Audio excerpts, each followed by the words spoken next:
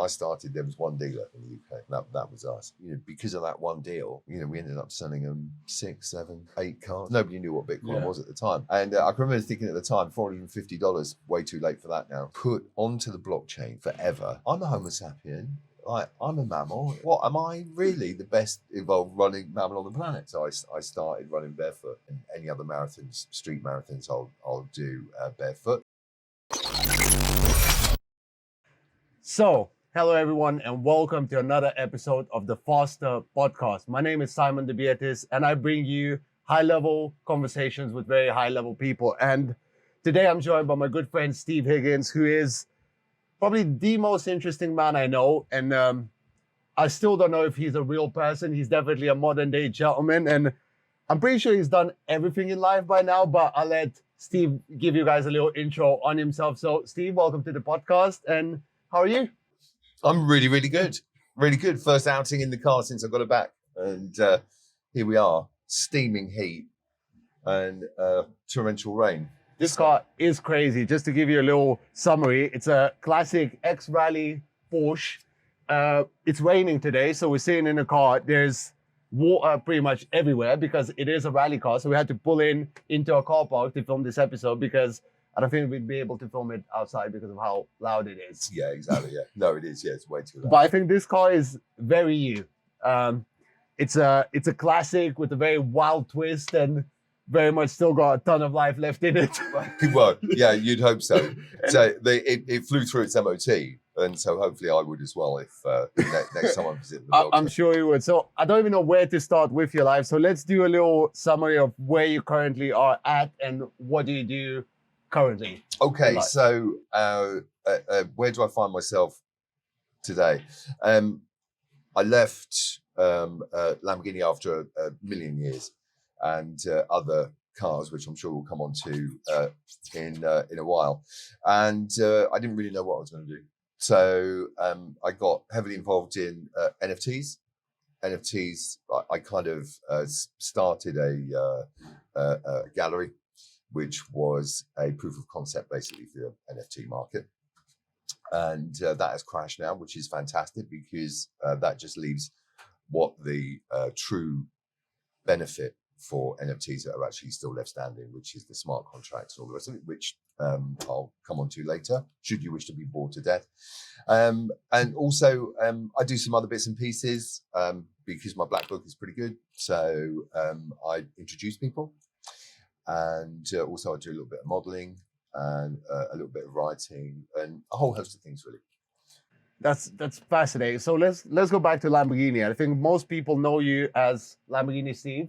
So tell us a little bit about that part of your journey, that part of your life. How did you join Lamborghini and how long were you there for? That's a very good question. I'd really kind of I was working with Ferrari at the time. And I kind of had enough of that, and I just was going to go and do something else. And a good friend of mine, Dominic Lancaster, at the time, he'd been given the opportunity to look after Lamborghini because HRO, for whom we worked, had just been awarded the franchise. And the reason being is because AFM Porsche had it for a million years. And after Audi had bought Lamborghini, Porsche said, we don't want these cars anywhere near us, obviously, because it's a direct competitor. And he said, come and do it with me, like the pair of us. We'll have a great laugh doing it. And I said, what, these things with like carpet for interiors and everything? I said, forget it. I said, I don't want to do it. And he said, look, take the 6-litre Diablo demonstrator. He said, have that for 2 weeks, right? And see what you think. And of course, I fell in love with the thing. So I said, right, okay, look, I'll do it for a few months. And that was in 2002. And the rest is history because I was there for like 18 years.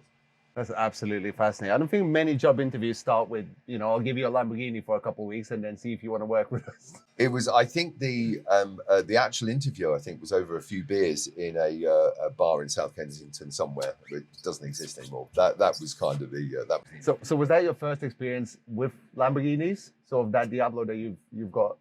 I'd had no real interest in Lamborghini apart from the fact that the Countach was the poster boy, right? I mean, everybody had that poster on their wall, along with an F40 or Testarossa or a girl playing tennis scratching a bum in front of a net. I don't know if you've seen. Do you remember that poster? Have you ever seen that poster? Well, I'm pretty sure I've seen about 1,000 of them. It was the girl playing. It was the girl playing tennis, the Testarossa and a Countach. So, and seen several films with Countaches in them, and so I was always kind of intrigued by that. But going into the later Diablos, I think they would, even for the time, in the late 90s, the design of the Diablos of 5.7 had just become so extreme. They were just so out of style, and they just like dinosaurs. So I didn't really have any interest in them. But what Audi did to the 6-litre was an incredible bit of engineering. It completely transformed the car. So when you joined Lamborghini, tell me a little bit about sort of the clientele of Lamborghini back then, because was it still like a bit of a rebel brand in the supercar world? It really, really was, and I think that's probably the best way that you could describe it. It really was. You had to really want to buy a 6-litre Diablo when you looked at the competition at the time. It was like nothing else that was really around. When we took over the franchise, we didn't know what the client base really was going to be like. So we had to introduce ourselves, go out there, go to the owners club dinners, all that kind of thing, just to get a feel for the market. And they were so loyal that there were no real problems in selling the 6-litre. There were a few stock cars floating around at the death, but the problem came when they bought out the Murcielago. And all of the old school customers just turned around and said, "Where's all the wings? Where's all the drama? We're just not having it." And so I thought, great, that's fantastic, isn't it? You know, I've walked into a brand where all of a sudden it's had this massive following, and now nobody wants to buy the thing. So we had to go out and find a new market. But what we found was that whilst we lost a significant proportion of the customer base with the Murcielago, we picked up a whole raft of new people. You know, you have to remember that at the end of the Diablo era, Lamborghini were manufacturing 350 cars a year for the world. That was it. Last year, they made 7,500, just to put that into perspective. So and the Murcielago was a really, really very, very clever car and an ingenious bit of design, because it was a real palate cleanser. And Luke Donkervolker, who's the designer, who I met many times, just realized that you needed to really pull the design just back from the extremities that you actually had with the Diablo. Yeah. And so if you look at that Murcielago, it's just that classic, organic, egg shape, everything stripped out. The interior is stripped out. It is a really, really sparse bit of design. But if you hadn't had the Murcielago, you would never have been able to have the Aventador. That's very interesting that when you compare it back in the day, you're saying that Murcielago was so tame, almost, that you said like you lost a bunch of customers that were there for sort of the rebel side of the brand and the wild side of the brand, whereas now when we look at it, it's one of the most classic sort of supercar designs of all time, and it was a game changer for Lamborghini. It totally was from the V12 perspective. And also it's like the engineering issues, the design issues. One of the great things about working with Lamborghini that I found, that it gave me such an insight at a real grassroots level about the motor industry from engineering and design perspective, because there are issues with designing a car that you just wouldn't even think that you would have to overcome. And you know, there's a lot of very, very clever people out there overcoming these challenges. So going back to, of course, selling these high-end vehicles, like you said, you lost a bunch of clientele, a bunch of new people come in.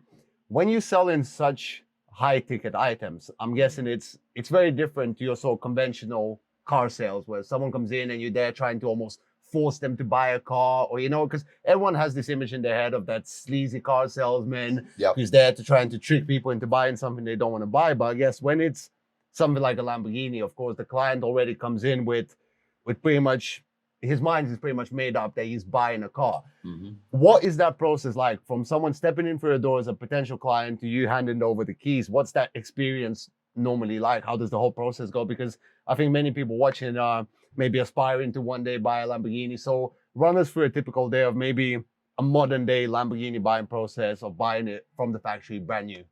As it was, like I've been away for 3 years, and funny enough, I was back at the dealership yesterday actually to say hi to everybody. And the process hasn't changed really that much. There are different strokes for different folks. Some people want the whole big social thing. You know, they like the whole community feel and all the rest of it. And fine, you know, you need to cater to that person in a specific way. Where you might have a customer that really isn't interested in that, just, you know, introverted, maybe just wants to have another car for his collection, and just wants to get on with it and just have a deal. Just doesn't want all the pizzazz that actually goes around it. And so you have to qualify the people when they actually come through the door to make sure that you're not providing something that actually they don't want. And I think you also have to remember, when I started, there was one dealer in the UK. That was us. I don't know how many dealers there are in the UK right now. So, and also because of the reliability of the cars, right? If you've got a customer that is coming through the door to buy a Huracan, and he's looking for a deal, or he's looking for the best price on his part exchange, why wouldn't you? You can buy your car from Scotland as well as you can from London, because years ago, you would want to buy a car off of your local dealer because the things were so horrifically unreliable. So you needed somebody to actually drive the car to and say, mate, can you fix this? But cars just don't break down now. I mean, they just don't. Obviously, they're a lot more reliable than what they used to be before Audi sort of stepped in. Man, like you can't believe. So if you've got a customer that comes into the dealership in London, you've got ridiculously high overheads, far worse than, say, a dealer down in the West Country, or maybe, say, a dealer up in Scotland. So the financial strain that a dealership in a big conurbation like London would have is one thing you've got to overcome, that a dealer that is actually outside of London doesn't. So if you've got a customer that is just happy to walk in and buy the best deal, then they're going to go somewhere else. So you have to convince the customer why you should have the deal in the first place. Would you say that's a lot to do with like your personal touch? Because I know from experience, of course, having some mutual friends and seeing how back when you were obviously working with Lamborghini, we could give you a call pretty much any time of the day. Yeah, 24/7, yeah. Any sort of, not even I would say a problem, a question about the car, or anything from sort of, okay, how do I get the best insurance deal? Maybe how does this operate? How do I get this going on the car? Yeah, exactly. We could give you a call at any time, and you would always be there, always ready to answer. So would you say it's pretty much a 24/7 job when you're working for a high-end brand like that? It's kind of got to be. It's less of a 24-hour job in so much as you're always expecting a phone call at 2 o'clock in the morning from somebody outside a nightclub saying my car won't start. That's a particularly different. That's a particular 24/7. If you've got, that was back in the day. If you've got somebody that is walking out of a club and just wants to talk Lamborghini, or actually wants to buy one because he's actually seen one parked outside and wants to know what color is or something, then you're gonna take the call. But I'm guessing it's quite a fun role as well, because I know you're pretty much involved in the whole process of also speccing the cars. Yes. And of course looking after your clients. So yeah. I really love to hear one of your stories from like the olden days of Lamborghini, when you said when you just joined the brand. What was that like, going to the factory and things like that? How different was the brand to what it is now? It wasn't like the Wild West. I mean, I saw the transition between the old Lamborghini and the new, and if I were to be frank, it was a difficult transition from the factory's perspective, because you had this incredible clash of cultures. So you've got the Italian culture and the German culture, and it was really, really difficult to knit. And if I were to be really honest, if you look at some of those early cars that were being built in that transition, you could see that they were struggling. There was a lot of people at loggerheads, and they went through 4 CEOs. Yeah, I mean that shows you, doesn't it? You change your CEO like every 6 months, until Stefan Winkelmann came along, and he just had that knack. He just managed to knit it together and just make it work. It is quite different, like you said. I mean, if you look at any sort of advertising materials back in the day for Lamborghini, or like we were talking earlier, the old 60 seconds feature about Lamborghini, which was, I think it was filmed in the early 90s or so, late 80s. And they're talking to the marketing director at the time, and he's talking about Lamborghini, and if it was in the modern day culture, he would probably get cancelled. Because he's there saying, like, this is a car for someone with a big ego, someone who doesn't have kids, who doesn't care. You need to have a pretty lady next to you. And he's there comparing Lamborghinis to different girls. And he's like, oh, if it's a white one, it's like a virgin because it's pure. And I'm like, whoa. so I'm guessing when the Germans came in, like you said, it would have been quite a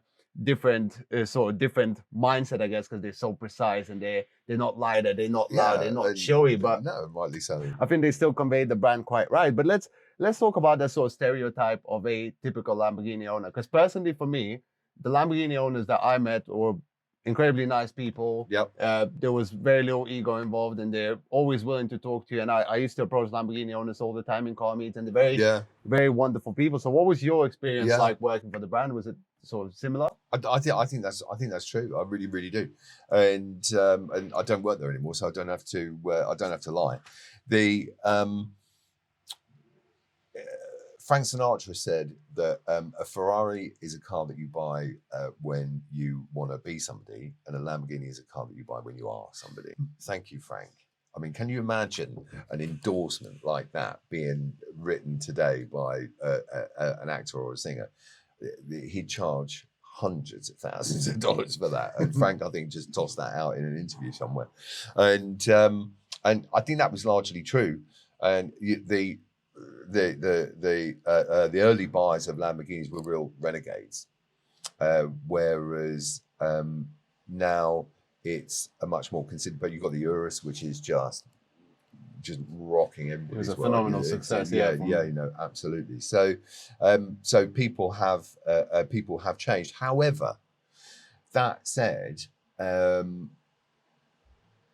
there are certain brands where you'll walk into a showroom, and I still do it for whatever reason, and you just go, man, how on earth do you do this every day of the week?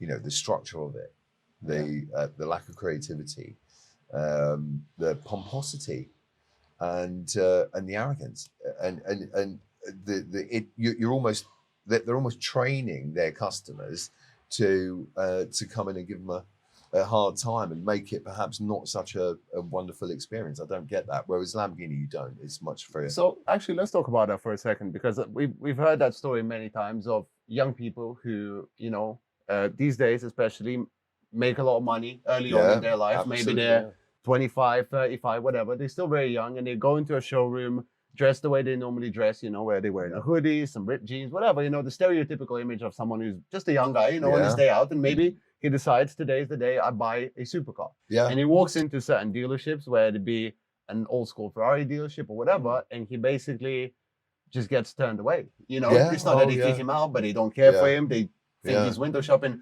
And with Lamborghini, I've always had incredible experiences, because as some of you may know, the showroom in South Kensington actually has a door that's locked pretty much all the time, and you come in, you ring a little buzzer, and they always let you in. Well, from my experience, and I'm there, I used to just come in and say, hi, I'm just here to take some pictures, take some videos, is that right? And I always had the same response, saying, yeah, that's absolutely fine, take some pictures, let us know if you need, if you need anything, if you want to ask anything.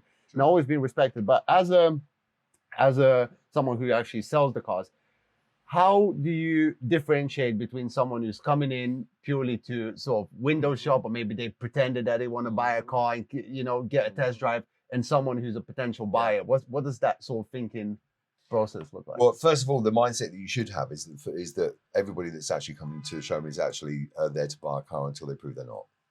Okay. And so it's innocent until proven guilty. Yeah, sort of approach. Kind of. and that always kind of worked for us, I think. And particularly in London, because like you say, you don't know.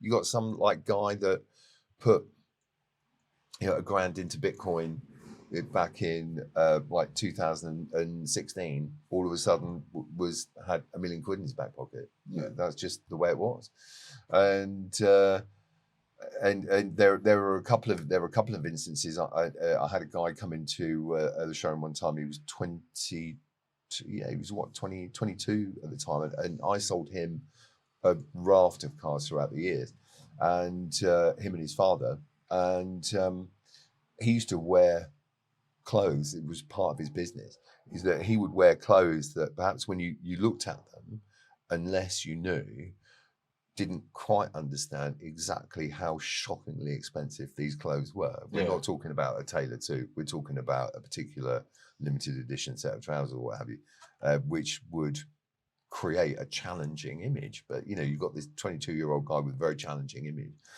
and but he's very and also had a bit of an Essex accent. He didn't have a cut crystal accent, and he was asking the right questions.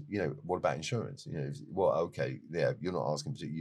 That's a serious question. That's a qualifying question. Yeah.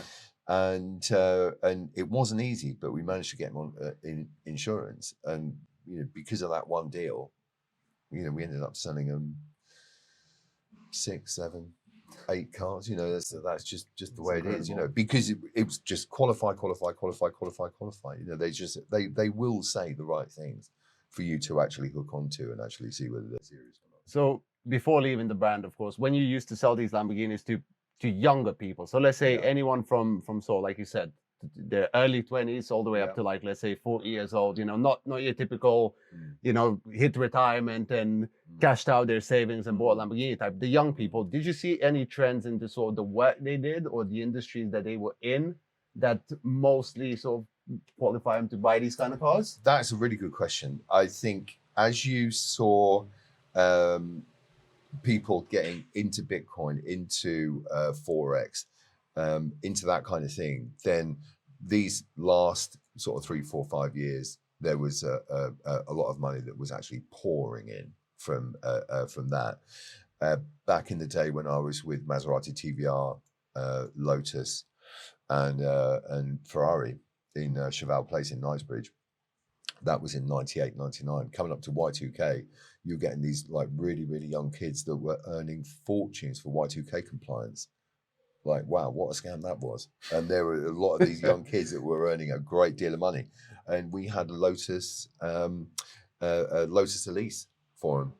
And that was brilliant because these kids were like 19, 20. Wow. They all had, this is before tax legislation took over. So they all had limited companies. They were all working on contract. They were all single, probably didn't even have girlfriends and were renting a flat. And they just wanted to go out and have a good time. And so we were shelling these Lotus Elise like you couldn't believe. And it was like there was a queue at the door. So I think that just shows us that it's mostly, it's mostly the industries that are sort of almost at the pinnacle of technology, right? So whether that's Y2K in the late 90s, where there's cryptocurrencies now, Forex, NFTs. So let's dive into that then. How did you get into Bitcoin? That is a very, very interesting question. And I'll give you the truncated version. What happened is I read an article I can remember. I thought it was in the FT or whatever, and I thought Bitcoin, that's crazy. Like it doesn't exist. What year was that? This would have been 2014. Okay, 15. So quite early on. Yeah.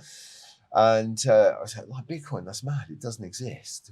All the usual all the usual things that people say, and I just put it to one side. And I had a book idea. Which was basically tech-based, and it was a good thriller actually. And I needed to do some research, and I just bought a DAB radio for my kitchen. I spanned the dial, and it went on to Radio London. They were interviewing a guy that had written a book called The Dark Net, great book, and they started talking about Bitcoin. I thought, it's Bitcoin. And he was talking about the price of Bitcoin at the time, what it is, how you mine it, etc., etc., etc., etc., etc. And I thought, right, that's fascinating. That's really fascinating. Just put it to one side. About a year later, or 6 months later, we were at Salon Privé, and Michael Hudson turns up from Bitstock, and he's there with his mate, and it's weird. We just launched the Huracan, I think, actually. And so the guy I was working with, he said, "Do you want to speak to those customers, or shall I?" I said, "No." I said, "I'll speak to them." So I walked over. We were chatting away, showed the car, and I said to Michael, "What line of business you in?" And he said, "I run a company called Bitstock." He said, we're a Bitcoin exchange." I went, Bitcoin. And I told him what I knew about it, which I think shocked him because nobody knew what Bitcoin was at the time. And I said, "It's $450 today, right?" He said, "Yeah." It's about $450. Like, I think he was quite intrigued by that. And I can remember thinking at the time, $450. Yeah, you go, wow, way too late for that now. It's way too late, isn't it? At $450. Like, well, I'm done. The ship has sailed. Yeah, exactly. And so we just developed that relationship. So and then later started investing, and Mark was really great because that fired up my imagination and my desire to actually work out how the thing works, what the future is, and here we are now at the forefront of it, which I still think we are. It's still very, very early with the technology that actually underpins Bitcoin. That's very interesting because I think you're right. Although now it's obviously a bear market and a lot of people are, as always saying, "Oh, this is the end of Bitcoin, the end of crypto." But I think these are just natural cycles that kind of clean up the space. Well, I think Bitcoin is the Bitcoin obituary. I think has been written probably about 6 or 7 times in my knowledge. You talk about bear markets. And I think that is the issue, is that most people, when they're talking about Bitcoin, all they see is the price. They don't look at the value or the underlying tech, which is entirely understandable, of course. But I think what we're going to look back, particularly with NFTs, as the price of NFTs has completely dissolved as artworks and collectibles. What will happen now is that people will understand what the underlying technology and the underlying protocols of an NFT is going to be as it moves forward into the future. So let's do and explain like on 5 moment about what is an NFT. Okay, so basically an NFT is a passport, in essence. That's probably the way to do it, or an item of provenance for whatever it could be. And the reason why it is a passport or something that actually offers provenance for a car or a piece of art or a watch or what have you, is because within the NFT, or certainly beneath it, is a smart contract. And when you mint that NFT, when it's made and then put onto the blockchain, it's there forever, and you cannot change the data that is within that NFT or the contract. So if you want to, say, create a piece of art, say you want to make a piece of sculpture, and you have a collaborator, so there are 2 of you that actually want proceeds from the sales, then what you can do is you can write that into the smart contract that you get 50-50 upon the sale. And interestingly, what you can do is you can, for future sales, for example, you can build in a royalty. So both you and your collaborator get 5% royalty on every sale. And that's as long as the NFT lives on. In perpetuity. That's basically forever. So because that data is immutable and it is on a public record forever, that is the real key element that actually makes it so valuable. Because as soon as you understand that, then you can start looking at the practical benefits and the use cases for NFTs. You can wipe out IP. Say, for example, any IP problems, you can deal with it. If you can mint an NFT for every dress that is made by a dress manufacturer, then counterfeiting is out of the window, because you're not going to buy that dress unless you have that NFT. So how do you start connecting NFTs and the art world? How were you involved in the space before that? Well, Because I that's know a you really quite good question, deeply because involved in it now. that's a really good question, because what I wanted to do is I wanted to start a gallery where artists do get ripped off, like unquestionably. So I wanted to do something positive for artists, and I wanted to, in order to do so, I wanted to ensure that the artist's work was somehow put onto the blockchain in its entirety forever, so it would prove the provenance of that artwork by that artist. And I didn't know how to do that. And so what I did is I found Twitch, which is a decentralized social media platform where you pay to post, pay to retweet, pay to like, and also you can buy images. And so I thought, that's it, that's the one. So what I did is I got a bunch of artists and then tweeted, if you like to use, let's use Twitter language for ease of use. So by tweeting the piece of art, that you can't delete it. It's undeletable. There it is, and there it remains. And so there's the provenance for the actual piece of artwork that, in essence, we were selling. So we were taking a picture of the canvas, tweeting the picture. That's then there forever. And when you sell it, then what people would buy the image that was actually on the social media platform. We would send them then the canvas. That was a proof of concept for NFTs. That's pretty much how NFTs work. So I went to Michael and I said, look, I want to build my own platform. And clearly, we could have done it, but it's such an enormous undertaking with potential that it was too big for me. So Michael has been working in the background with, well, as you know, with a lot of developers and a great deal of time and vision to actually make that happen. I think it's very interesting because a lot of people in the NFT space, as we've seen celebrities getting involved that have no idea what cryptocurrencies are, what NFTs are. Everyone's there for a cash grab, right? But you genuinely have a passion for art.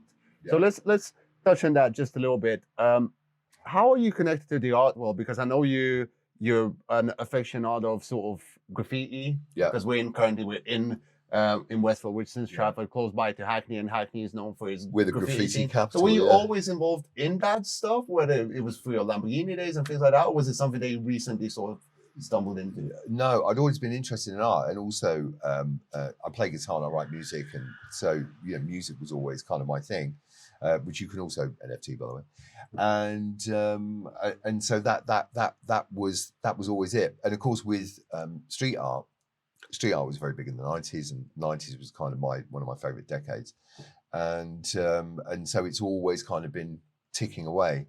And with the intriguing piece about or the intriguing thing about street art is everything. It will be entirely different tomorrow to what it is today. You'll have this incredible piece of art that a street artist has created by the canal, and 2 days later it's overpainted. And you look at it and you go, how on earth can somebody overpaint that? Because it is just so beautiful. It's such a wonderful piece of work. And but if you speak to artists about it, they say, well, that's the whole ethos of street art. That's the point, that it is transitory. Do you think that makes you appreciate art even more? Because like you said, you're walking past the canal and you see an incredible piece, and you, as someone who understands how the industry works and how the whole scene works, you understand that might not be there in a week's time. Yeah. So it probably makes you stop and think, because I think with many things in life, if you have something that's there, just like life itself, that's finite. I think that's a good point. I think that's a really good point you make. Is the fact that it is so transitory that you actually want to really take it in when you see it. I think that's a really, really good point, because you can take a picture of it for sure, and you could take a really, really high definition, superb photograph of it, superbly lit, and you could recreate that. You could hang it on your wall, you could blow it up, you can do whatever you want. But it's not like seeing the grain and feeling the brick and the grit that is actually part of the texture of the canvas, that kind of thing, that's going to be gone forever. That's never coming back. So yeah, it's a good point you made. That's really interesting. So let's go back in time a little bit, before Lamborghini, before everything. Were you quite involved in the whole culture? Because I'm guessing you always played music and things like that. So Sure. What does your day in the life look like in your, let's say, early 20s, or Okay. your late teens? Okay, so what were you like? Because I see you now, and Yeah. I see you in that middle period of where Yeah. you were, white shirts and certain yeah. Lamborghinis, clean shaven. What was your early days like? Early days. So I grew up in Dorset. And so I started surfing when I was a kid. I really loved surfing. And This I man was done it surfing all. when I was like, you just did it. You done it all. You didn't think so. Sorry. I can remember I did a summer job at local greengrocers when I was, how old was I? Yeah, I was 10. I wasn't even in secondary school. I wasn't in secondary. I was 9, 10, and I bought my first surfboard for £13. I can remember it. I can smell it now, And then of course winter come, because I'd worked all summer, so I couldn't actually use it during the summer, and so then I had to work out how I was going to pay for a wetsuit. That's another story. So I was surfing and really got into music. Absolutely loved music. Started to learn to play guitar about the similar kind of age, or like 10, 11, and did that kind of thing. I was pretty much a hippie at that kind. I had really long hair. That was kind of my thing. School hated that, and then we left school, and the 70s turned up, or certainly the late 70s turned up. Big recession. We were leaving school into massive unemployment. Really, it was like really tough. And then punk hit. And so, of course, the hair had to be shaved off, and I really wanted to be an executant. I really wanted to play music, and because like punk was just so amazing, and everybody could play and create. So I got involved in music, and then started playing in different bands. And then I needed to earn some money, and then I fell into the car trade, like we all do. And I was cleaning cars in the street for 25 quid a pop. And then I went to live in Sardinia as a windsurfing instructor. Then I came back and got a mortgage. And it went downhill after that. Well, I think it's just sort of turned your path into a very different path. But do you think that gave you an advantage when selling cars, because you were not your traditional sort of sleazy salesman, right? You were always, I think, a very unique personality, and that's where many people that I speak to, when I talk about Lamborghinis, I talk about Lamborghini in London, and everyone, I say, my friend Steve works, and I'm like, what is he like? Oh, is he the guy that looks like sort of Jesus? Right there, things like that. And I think in sales, I think what you're trying to do is you're trying to make a connection with somebody very, very quickly. Yeah. You really are. And so what you're on the lookout, and you're asking questions, not being impertinent or probing, but you're dropping things into the conversation to see what kind of reaction. I never asked anybody what they did for a living. I think that's an awful thing. I don't want to tell you. And yet, if you go to sales school, the list is you must ask what they do for a living, and do they play golf, and what news do they read. Do you really want to tell a salesman what newspaper you read, or whether you play golf, or I mean, you might want to, but I don't really think you do. But there's a way of dropping things into conversation which you can pick up on. And so I found that it was really important that you should have at least a little bit of knowledge about a lot of things. Because if you're talking to a customer that then turns around and talks about, I don't know, the biscuit manufacturer, if you know a little bit about food manufacturing, all of a sudden you're showing an interest in what that guy or woman is doing, and all of a sudden you're forming a bond. And also, the person that you're talking to, if they know more, which they always inevitably will, about the subject that has actually earned them the money or got them in the position when they're coming in to buy a car, all of a sudden they will just open themselves up completely to you. and you can start to then build that that trust. And it's enjoyable. It makes everybody's life a lot. Well, it's about, I more think it's enjoyable. about genuine connection, right? Like you said, Yeah. you're not there when the person comes in. You're not there trying to like basically take advantage of them, or figure out like, oh, is he rich? And if he's rich, then okay, then I have to go this way. Yeah, and then if he's not rich, then I just have to ignore him. Blah blah blah. And I think the whole it's about forming the genuine connection, right? What watch were they wearing? Really? Yeah, and I think we're past that time now, right? Where so the only people that have money are the people in white limos and fancy suits and things like that. I think it's a very, very different age. But speaking of clients, I'm guessing you sold cars to some very, very interesting people. Yes. And without revealing sort of private details and things like that, what was your most interesting story, I guess, of selling the car? Maybe one that comes to mind when I mention it. I could think of an awful lot, and I can think of an awful lot that perhaps I can't really reveal. But I think there's one. Now we're talking about qualification when customers come through the door. This one I think probably fits into how interesting it was. Is that we were working in Cheval Place, which was the most beautiful car show I've ever worked in. It's just gorgeous.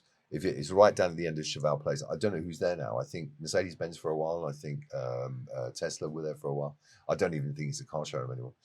And it's in Knightsbridge, opposite Harrods. And we had TVR, Lamborghini. We had Ferrari, TVR, Lotus, and Maserati latterly. And also we had some motorbikes in there as well, because I got involved in motorbike sales also. And anyway, I got a phone call from a guy who was an Australian, and he said, can I come and see some cars with my boss, like tomorrow at 10 o'clock? And I said, yeah, sure. Yeah, like, why not? And, not a great inquiry. But there's just something. I just had a gut feeling about this phone call that it was the real deal. And I was business manager at the time, so I wasn't selling cars. I used to deal with all the finance. And I said to the guys in the sales meeting, I said, I've got an Australian guy coming in at 10 o'clock. He's coming in with his boss, like, who wants him as a customer? And nobody did. So I said, right, okay, I'll do it. And then I get a call at 9:45. Guy turns around and says, I'm running late. Is it okay to half it? Yeah, of course it is. No problem at all. And then he calls again, running late. So, yeah, absolutely. I still had faith in this call. There was something about this call. And the guy turns up with this really young, very pleasant Arabic looking guy in a jumper and a jacket and jeans. Very, very respectful. And we're chatting away and we're looking around. And he said, can I? He said, do you think I could buy that TVR Turbo? I said, of course you can. So he goes, okay, fine. He said, but I need finance. I said, yeah, fine. I said, are you a student? Yeah. I said, right, I need your university. Letter from your university. I knew the whole drill of how to deal with a student. And I said, and also we need proof of income. And also proof of ID. And he said, oh yeah, he said, I'm here on an allowance whilst I'm taking my degree. Okay, that's absolutely fine. He said, would you mind if I bring the documents in tomorrow? I said, yeah, absolutely. Turned up, it was Crown Prince of Bahrain. And he was lovely, and he was absolutely lovely. And we put him through. We got him on finance because he was living on an allowance. He wasn't just given a lump sum of cash. And we ended up having a great relationship, and we sold him and his family an awful lot of cars because of it. And of course, the guys in the sales office, they weren't happy. Regretting that one a little bit. Exactly. Yeah. That was really interesting of not judging people. But I think there's a big lesson in there for everyone about, like you said, sort of reserving your judgments and actually be willing to hear people out and be willing to give people an opportunity to even have that conversation. Yeah, exactly. That's really fascinating. And one thing I also wanted to touch on, I'm very mindful that you have limited time and your time is very important. So I'll touch on fitness, right? Yeah. Because as many people can see, you're in phenomenal shape. Oh, I've been better, but I'm on my way back. But thank you. That's very kind. So let's talk about running, and more importantly. Yes. I know you have a few Instagram accounts for different sort of things that you're doing in life, and one of them is called what? Barefoot running. Yeah. Barefoot running. So absolutely. So explain to us a little bit about barefoot running and why do you run barefoot? Okay, that's another great. This is another great thing I'm, about. I'm trying to touch on all the things you're doing at once, but I know there's not 10 hours This that we can fit it into. this is another great thing. It's like, very quickly going back to the whole story about how I got involved in Bitcoin. If you think about it, if I hadn't have spun that wheel, I literally span the wheel on that DAB and it landed on the channel where they were interviewing a guy that had written a book where they were talking about Bitcoin. Now, if I hadn't have heard that interview, when I met Michael, we wouldn't have had that conversation. We wouldn't have had that conversation because it wouldn't have meant anything to me. So what if that dial had gone a millimeter the other way? My life would have changed quite dramatically. Think about that. When you get older and you start thinking about your life and going back, you realize that these big problems that you lie awake at overnight and you're crucifying yourself about, 5 years later, you can hardly remember. But this tiniest coincidence or this tiniest event can actually grow and completely change your life. And thus it was with barefoot running. I got really ill, and through kind of no fault of my own, but I really wasn't looking after myself at all. I was in a really bad shape. And I was in hospital for a long time and all the rest of it. Anyway, so I came out and I decided, right, that's enough.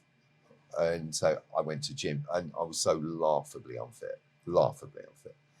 And I thought, right, and I wasn't really making any kind of progress in the gym because I wasn't progressing with load, my own fault, didn't know how to do it.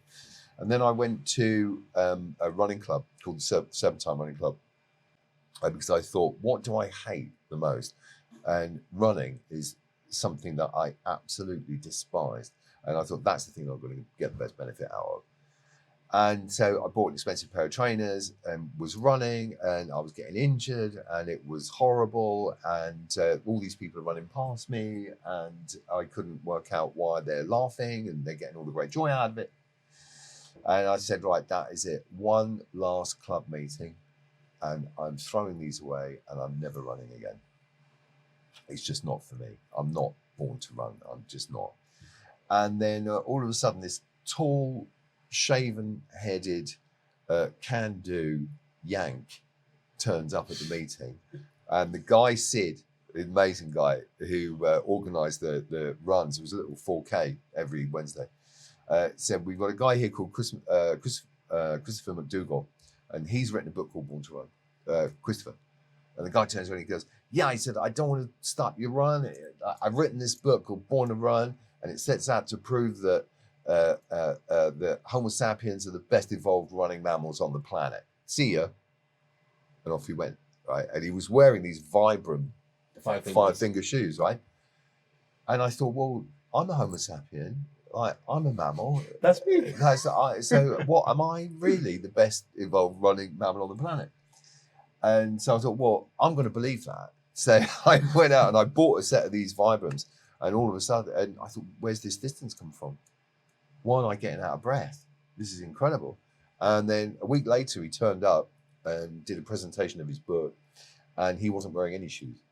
So and that got me to barefoot running. So I started running barefoot, and because that's how we evolved to run, the way that you actually run barefoot, you can't overstride. So you're not working in this higher level of respiratory effort, which absolutely kills you. It's uncomfortable. So with with barefoot running, you run with a shorter cadence, and that keeps you in a lower level of respiratory effort. And so you can just run forever. You just keep going and keep going. So you found that to be a game changer? Completely changed my life. Absolutely changed my life. So what are some of your sort of running achievements that you've done before? I know you've done a marathon, right? My biggest distance is, the biggest distance that I'll run is a marathon. Barefoot. And that was fully barefoot? Absolutely, yeah. I've done 3. I did my third London marathon last year. Which is great. Which obviously I do of charity. I love that. It's the greatest marathon in the world. Every single half marathon I do, I'll always do that barefoot. and any other marathons, street marathons, I'll do barefoot. Longest distance I've done in Vibrams, I did 100k. Wow. That was How long did that take really you? interesting. With this one, you had to do 100k in 20. You had to do 100k in 24 hours. Wow. Or rather, you had to do as much distance as you could do in 24 hours. Was that sort of running a lap, or was it outdoors somewhere? What Yeah, was this one's really good actually. It's called the Equinox, and it's up at Beaver Castle, and it is laps, but they're 10k laps. Oh, wow. And it's cross country through forest. So it's not just flat land. No, so it's not boring. It's steep. It's proper steep. And going back to Born to Run, I read that book, and it speaks about the physical wall that you run through when you do distance, but also there's a mental wall that you run through when you do distance. And talking about people hallucinating and all the rest of it, I thought that's interesting. And so I went out and I did, and I was going to run. I was going to run. You can't run for 24 hours. You can't, but you run walk. And I thought, right, I'm not coming in. I'm just going to keep moving for the 24 hours.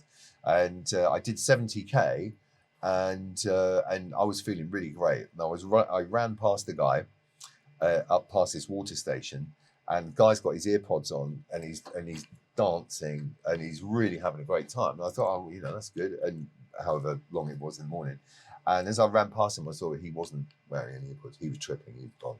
Oh, wow. And I thought, right, don't be that guy. Don't be that guy. Don't be that guy. Because I was resisting it. I really started to hallucinate, and I got a little. And so what I did is I came in at 70k, and I was so disappointed in myself. So I got my head down for a little while. On the basis that I was thinking, well, I've only got to do 30k, and that's my 100. So I really limited myself there. I could have done a lot more. And the idea is when you start hallucinating, you run through that pack. That's your brain, and you develop apparently. So have you ever actually hit that point of hallucination? That's what I'm going to do. I'm going to do it again. Yeah, because at 70, so you want to push at 70k, I started hallucinating. Wow. So what was that like? So the guy you saw, was he hallucinating, or was that he was real. No, he was real. He was tripping. And then I came back. Is the first thing I noticed? I went downhill. I was running downhill, and I could see these shadows dancing in the trees, and I kind of thought they were spectators. I couldn't work out what it was. And then it occurred to me what it actually was. It was the people behind me with their head torches, because you have to wear head torches. And it was the shadows. And I was thinking, come on, crazy, you might spend tricks. Yeah. And then there's a really, really steep hill. And my head torch was on one single beam. And the grass was illuminated, and it looked like I was looking through a microscope. And I said, come on, you really are. Get it together. And so I thought, right, I'll change that. And I altered the head torch to actually be to a double beam. And then I was running through the forest, and I thought I was like a minion, like where they wear those things. And I'm trying to take the mask off, and I thought, man, you're in trouble. And I started to get, and I chickened out, and I came. So you were sort of borderline. It was. Oh, I was probably definitely on the way. Whereas if I'd have just, now I know it. Yeah. When that happens again, I'll just embrace it and keep going. So my journey with running was quite similar, because I was a big, heavy power lifter until lockdown came. I used to do different martial arts. I was about 94 kilos and things like that. Yeah, and I remember when lockdown came, obviously they closed the gyms, and I'm like, what is the hardest I can push myself, and how do I do it? So I thought, let's run. I think first round I did about 1K, your typical out of breath, dying, never running again. This is the worst thing ever. And eventually I got to a point where I think it was in summer. It was one of the hottest summer days a few years ago, and it was like 36 degrees. And I come out and I'm like, let me run a marathon. Yeah, good. As you do, right? Yeah. So me being the running expert that I am, I was with my little brother who was on a bicycle, and I thought, he'll be my support team. I'll buy 3 bottles of water, the little 500 mils, and 2 Gatorades. Oh, that'll do. Yeah, and that will do me. Okay. So I was doing a little video diary on that phone, and the first 5K is like, yeah, I just want 5K, feeling great. 10K, feeling amazing. 15K, I was like, 15K, still running. Yeah. But you can see the fear start to set in that might have stepped into a deep water a bit too soon. Yeah. And how about 25K? I remember 25K onwards was just pain. Yeah, it's just horrible. And I'm there. I think I ran the whole thing in about 4.5 hours. I did do it. Man, it was not so fast quick. by any means, but it was well, for me it was about not stopping, right? To put that in perspective, 4.5 hours is the average time for the London Marathon. That's the average. Yeah. So you've got guys doing it in 2 hours or just after 2 hours, 2 hours, right? So 4.5 hours. That's. So, but to me, it was about, like you say, a mental game. So anyway, I did finish it, but I remember I got home and the last 5K, first of all, I was fully spaced out. I wasn't hallucinating, but I was not present, if that makes sense. Yeah. It was like an out-of-body experience. And because I think my blood sugar level dropped so low, That's the thing. I was freezing cold. Freezing cold, yeah. And in like middle of summer, yeah. my brother's like, oh, it's really hot. Like, are you right? I'm like, I'm freezing. Yeah. So I got home. I remember I laid in my kitchen and my girlfriend's like, what'd you do? Like, where were you gone for so long? I'm like, oh, I ran a marathon. Just about the marathon. She's like, oh my God, are you okay? I'm like, in the I heat. don't think so. So first thing I did, I downed like a liter of water and then I took Hershey's liquid sort of chocolate. Yeah. I squirted it in my mouth. And I remember my body went super high and then I passed out. Yeah. And then I woke really up like well. 50 minutes later. But Seriously, it was a stupid thing. Read Don't try it. No, please don't. Read Born to Run by Christopher McLuhan. So going into like the mindset of running, how do you push past those boundaries? Because like I said, I've done a marathon, which is how long? 46? Is it 46 kilometers? Something like that? It's 40K. 40K. Yeah. So 40K anyway. And I almost died. So how do you do 100? How do you push yourself past that mental barrier? Because I guess the physical body gives up way before your mind does, right? So how does your mind keep the body going through that breaking point? There's for a start off, I did it, and I keep banging on about this book, but like nutrition is important. Obviously, there is a thing that that there's a running tribe called the Tarahumara in the Copper Canyons in Mexico, and they use chia seeds, and these chia seeds pack a massive punch of carbs. And so what I do is I have a 250 ml bottle every 10K of this stuff called esquiate, which is chia seeds, water, and honey and lime juice. So make up 4 bottles of that, and that would just do one every 10K, because the idea is you're hydrating. Also, these chia seeds they hydrate you as well. Yeah. So it's important to actually hydrate before you need before you get thirsty, and also to nourish yourself before you get hungry. And so I found for me it was like every 10K, because I used to start suffering around sort of 14, 15K. So if you do it at 10, then that's going to get you past your sort of 14, 15.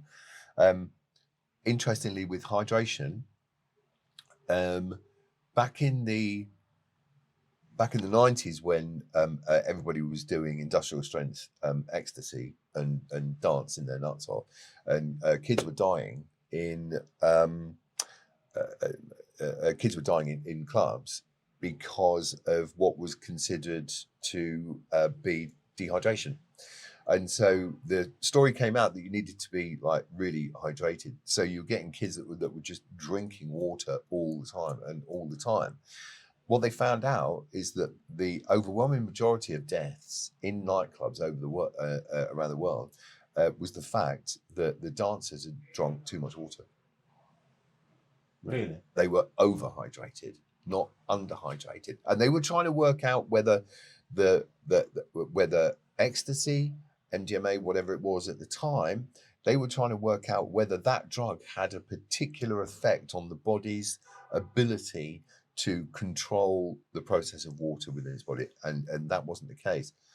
The reason why I make that parallel is that there is a prevalence, or has been a prevalence, of runners dying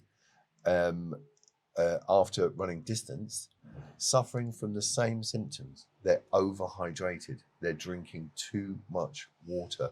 Interesting, that isn't it? Very interesting. Interesting. So is that to do with sort of the sodium and the mineral balance in the body? Have you read into that? Or? I haven't read into that. I think it's the fact that I think when you're in an altered state, either through pharmaceuticals or when you're running, because you're definitely in an altered state when you're running. I think you would agree, right? 100%. You're in a different plane altogether. So you are dissociated to a degree.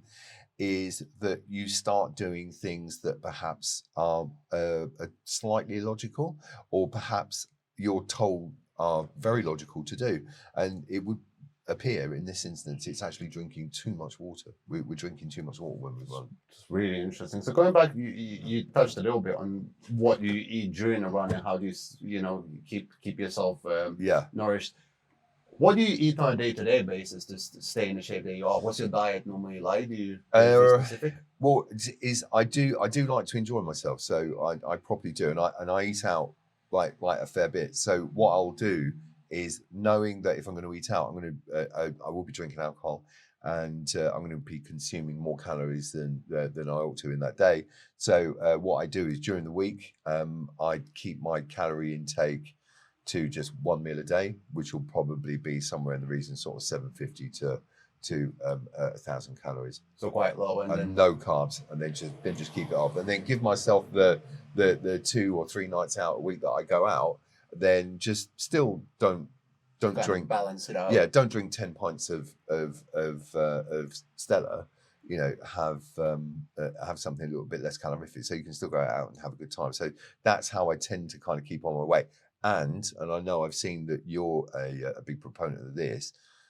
Keep moving. Your step count is so important. Because if you go to the gym once a day, say for an hour, that only equates for 10% of your physical exertion during that day. You burn most of your calories. So when even at rest, even sitting, talking, exactly. And keeping so your body alive. We all eat too much. There's no question. Everybody eats way too much, and it's just that we've been. That you're pressured to consume a lot more food than we actually really need to do. Well, it's a big industry, right? Back in the day, food wasn't as big of an industry, right? People would go out, they would hunt, they would gather, they would farm eventually, but it was only to survive, right? I was thinking about that. Whereas now they're huge businesses, right? And everything's packed with sugar, everything's packed with processed oils and all sorts of stuff, and that shows on our bodies and our mindsets, and I think it affects everything we do. And I even think it's related to like the mental state that some people are in and things like that, because what you put into your body really, I think, also reflects your mind. But you're right, and that's what I tell most people when they say to me, "Oh, how do I get in shape? How do I lose weight?" I'm like, "Well, go for a walk." Yeah, it's not that difficult. No. I want to really like get into it. I want to go to the gym. I'm like, "No, you don't understand.